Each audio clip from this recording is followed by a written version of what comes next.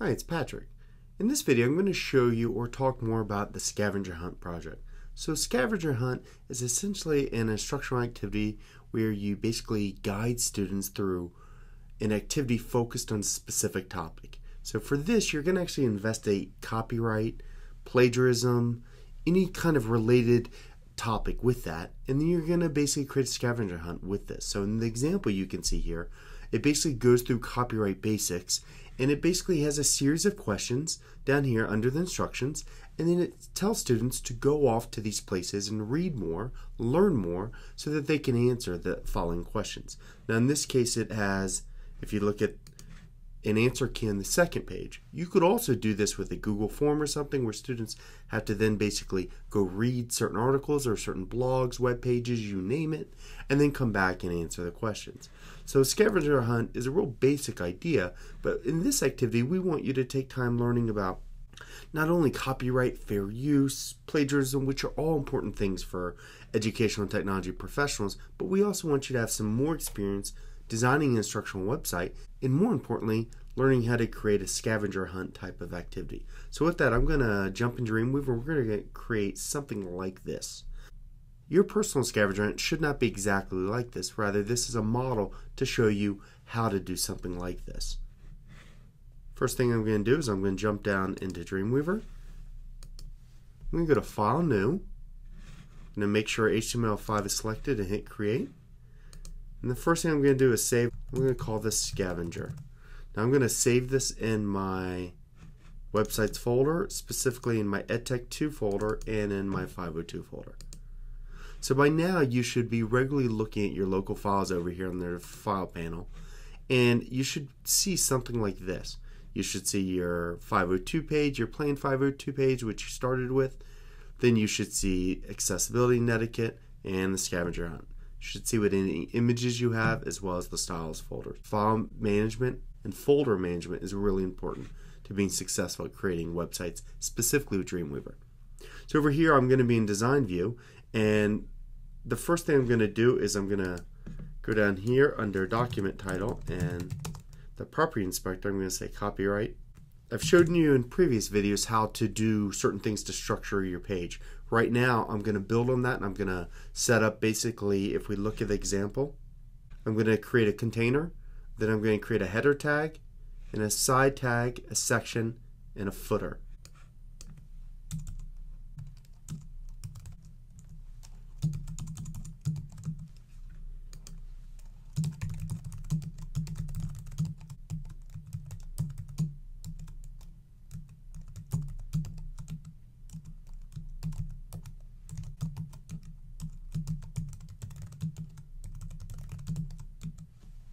I've basically created a div, and then within that div I put all of my HTML5 tags to structure it. So in this case I'm using an aside tag to basically have a place for this YouTube video. There are other ways that you could do that without doing it that way, so it's not to say that this is the only way, but be sure to look in Moodle and specifically look at the rubric and the expectations your instructor has outlined for this activity. So what I'm going to do right now is I'm going to copy all of this text that I already have written up into my page, and I'm going to show you how I'm going to basically add some styles to it and then create a second page.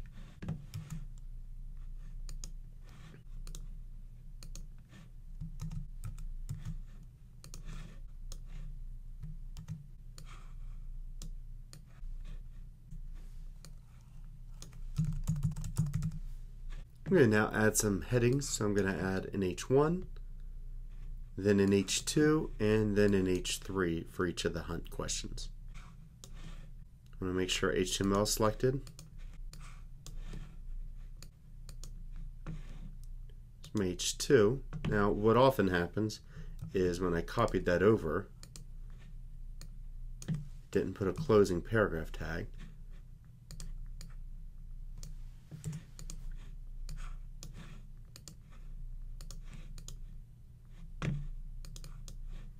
Sometimes you can visually even tell when that problem's happened.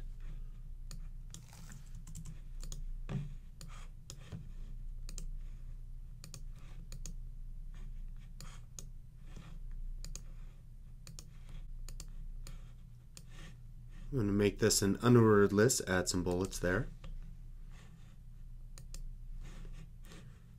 Make sure HTML is selected, I can add that.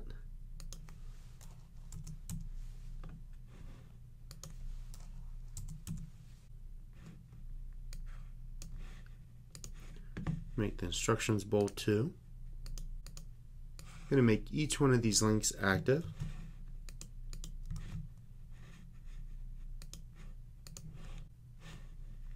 Now I'm going to make these an ordered list.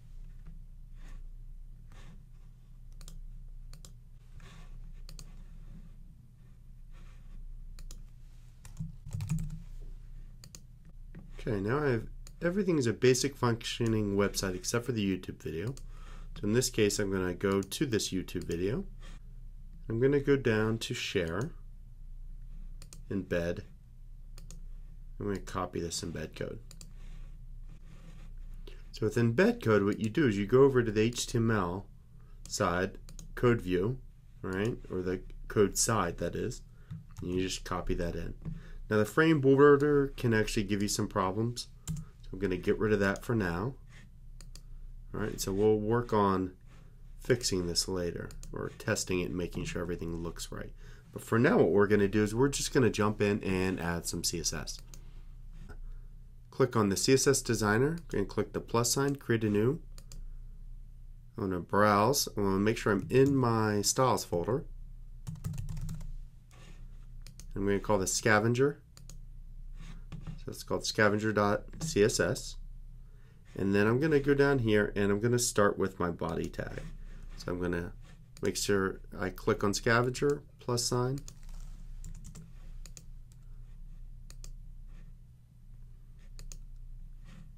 I'm going to choose a font family. I'm just going to choose a different one than I've used in the past.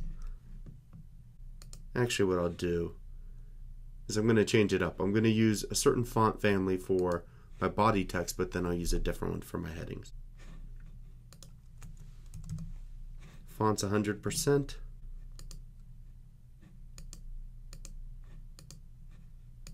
I'm going to add a background color. So now I'm going to click on my container, click on Scavenger, click the plus sign, click down here. Let's start off by giving it a background color.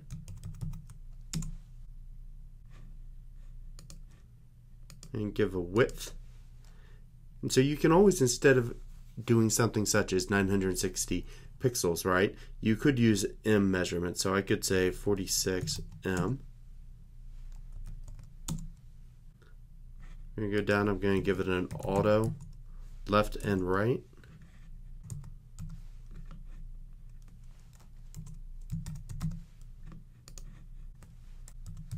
Ten pixels at the top. I'm going to click on the side and click Scavenger Hunt plus sign. And if I had more than one aside using the container, being more specific could be helpful, but in this case I think I'm good to go. Set the width in this case to auto. I'm going to float this to the right.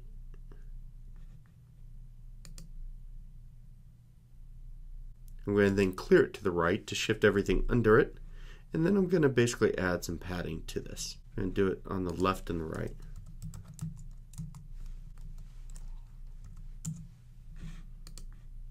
So far so good. Now I'm going to go up here and I'm going to click on my H1, click Scavenger, plus sign. So this is where I'm going to go down to my font family and I'm going to choose a different font family. So we will try, see what this looks like. And then we'll do a color.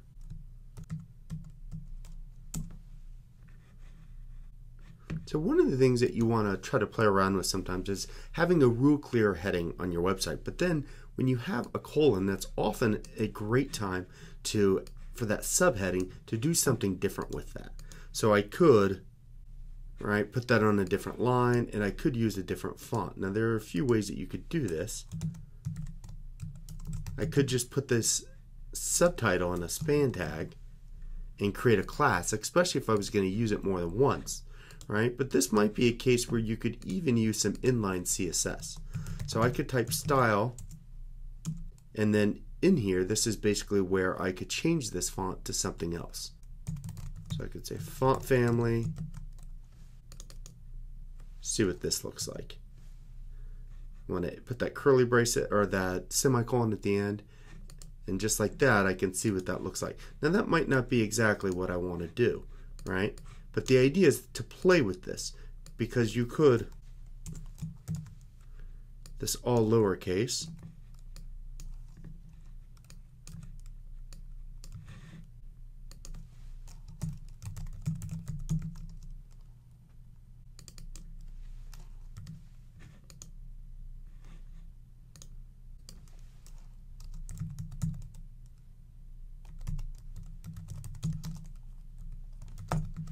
and some padding left, and you see how just doing a little something like that can just change the feel of this, the heading, right? So it can just give you a different feel. Now this is just one way, but the idea is by just changing the font or font size, sometimes the font color, you can play and have some fun with that.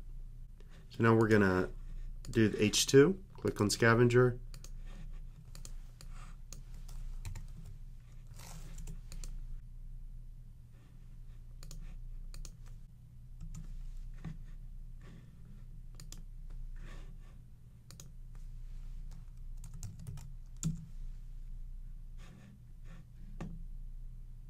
so I'm going to go down to padding, start up here. I'm basically going to give 0 padding at the bottom.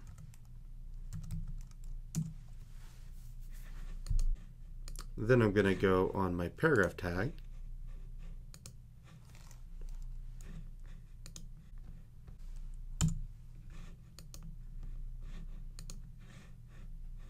And what I meant to do before with my H2 was, so I want my H2 to have 0 margin, and then my paragraph tag to have a top 0 margin. And so if I'm ever not sure, I'll double check over here, because sometimes it's easier to see what things look like.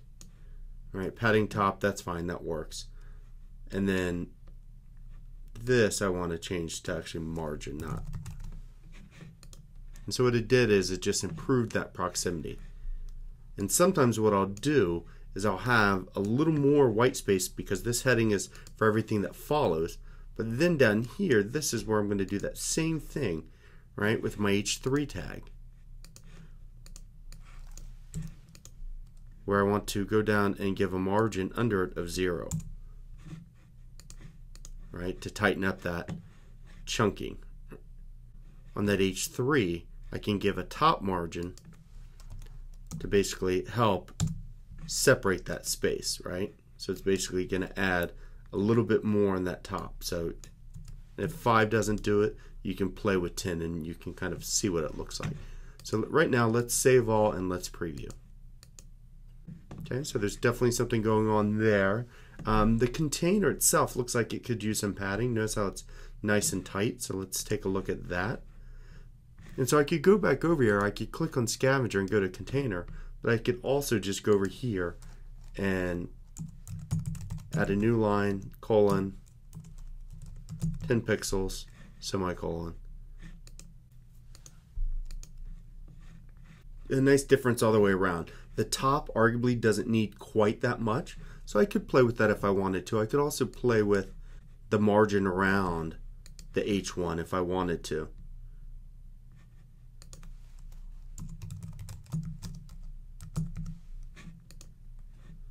So by tightening that up, it tightens everything around that, and that looks much better. So then here with the learner description, what I'm going to do is I'm going to create a class.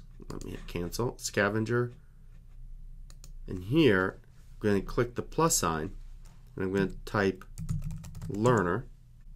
And what I want to do here is I'm just going to do, you don't always need a learner description, but what it does is it helps you kind of remember who you're doing this instructional activity for. It helps them, if they come across it, or anyone on the web, know what this is for. And for here, instead of using an M, you can always work with pixels if that's something you're comfortable with. So I could change this to 18 pixels, and let's see what this looks like. So I'm going to now highlight this. If I go down here, I'm going to click learner, right? Looks pretty good. It's a little big, so I'm going to change that down to 14. right? That looks a little better. And you could play with, making sure the contrast looks good. We can also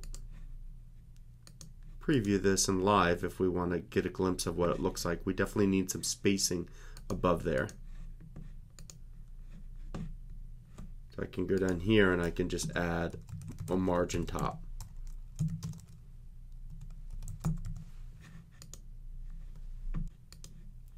And preview this one last time. We'll troubleshoot the video at the end. We could also arguably use some padding here. So we'll add some padding there. I'm going to look at the original one just to see if there's anything I'm drastically missing right now. And then we're going to basically create a new page, and so we'll talk about that and we'll do the footer. So let's first find the side. Add a margin top just like we did. So those should be close to top aligned, which is what I was going for there.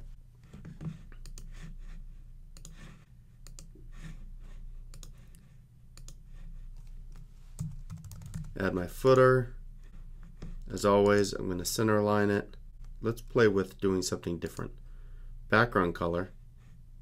I'm going to take this, I'm going to take the color picker, match the background color of the page. We'll talk about a way that we can fix this and make this blend in a little better. Font size, I'll just go with Pix. Font color, go with something like that. What I want it to do is to blend more like the example.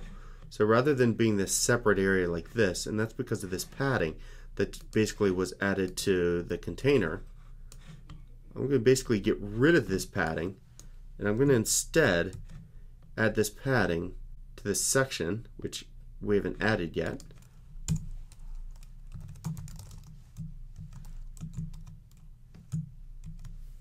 So the header definitely still needs some padding because as we moved that disappeared. You notice how now it's still in the footer tag, but it gives this idea of that smaller print.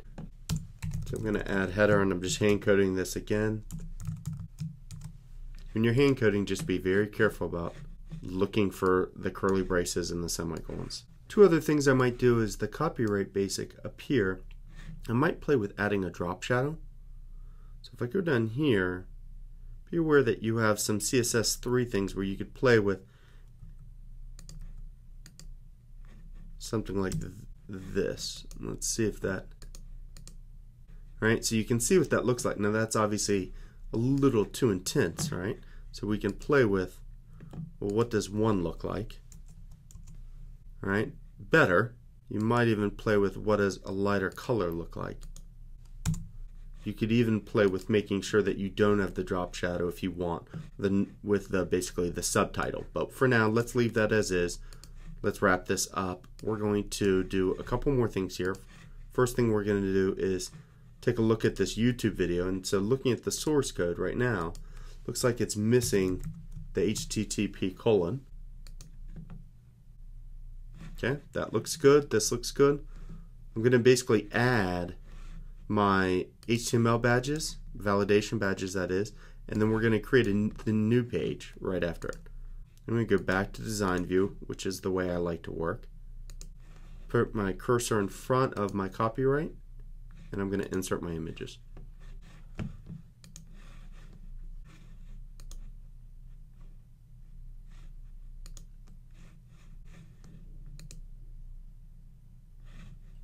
In this case, I used the wrong color, so I'm going to actually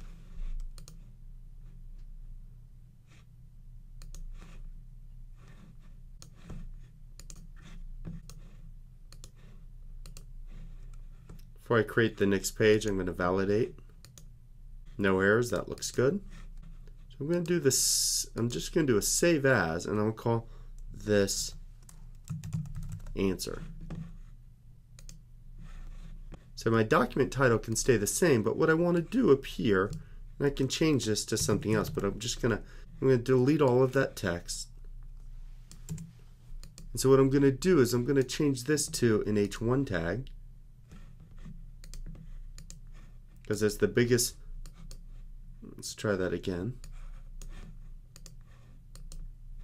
Now if you ever do something you notice it gets messed up, that's when you want to just sometimes start over. because if not, you start getting these little bits of code that you didn't really want.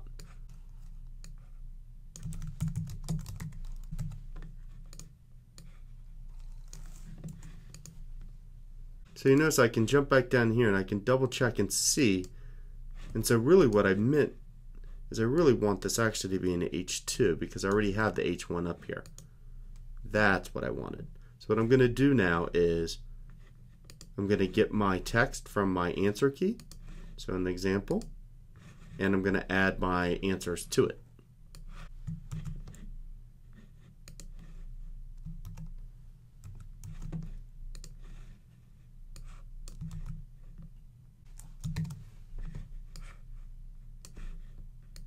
Make these all H3s.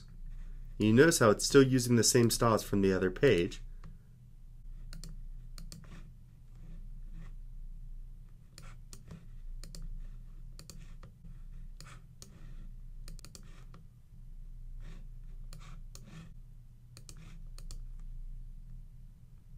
So now you really want to focus on your design. You want to go through and make sure all the links are active again. But you really want to see how can you make these other things really stand out. And so in the example, you can see the way it's used these as order lists and really kind of chunking it. There are other ways that you could use color. I've seen students do this a lot of different ways.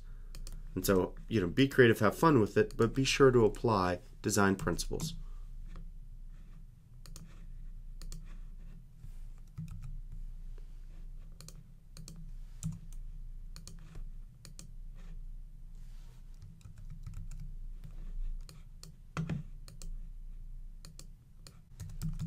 Just going to hand code an ordered list here.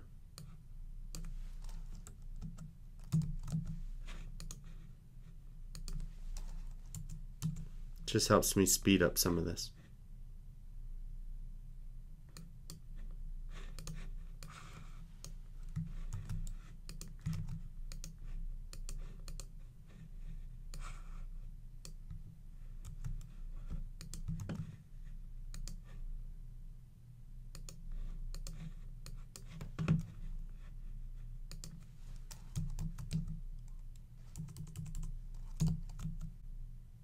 So you get the idea right now. Let's go ahead and preview this and take a peek.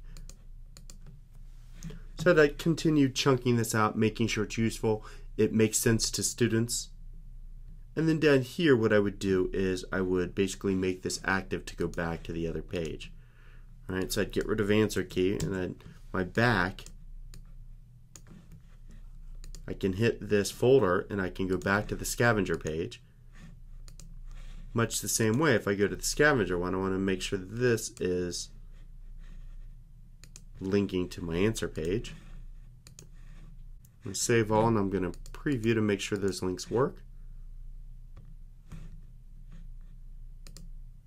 Goes to the answer page, consistent navigation. I think the example had a red line under that border. So that'd be one last thing we could do. We could also add a little padding here for the footer. But I think that's about it. I'm not going to go through and try to make everything perfect, rather just trying to give you a basic idea here. So I'm going to go to my H1 tag, and I could still use this. I can scroll down, find my H1. Bottom border, thin, solid. If I don't remember the color, I can use the color picker, do something like that. I can go down here, add some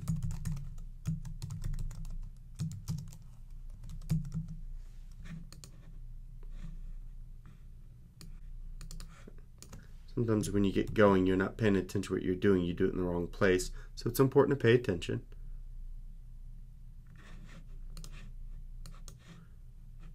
And it's also, this is the downfall of adding inline CSS like I did, is now that I want to add something else to it, I have to go do that, right, in the code, but I also have to then turn around and do it two places. Alright, so I'd have to turn around and copy that in both pages. So it's just one example of why you normally would avoid doing the inline, but I wanted just to give you an example in practice when I might do something like that.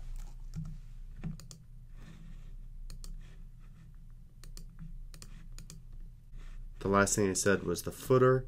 We might add some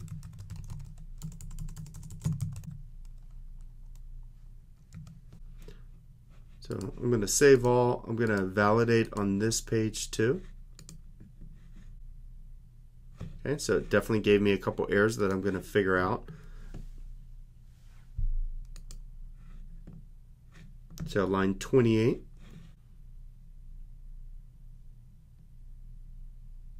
So basically I think at some point, yep, it's down here.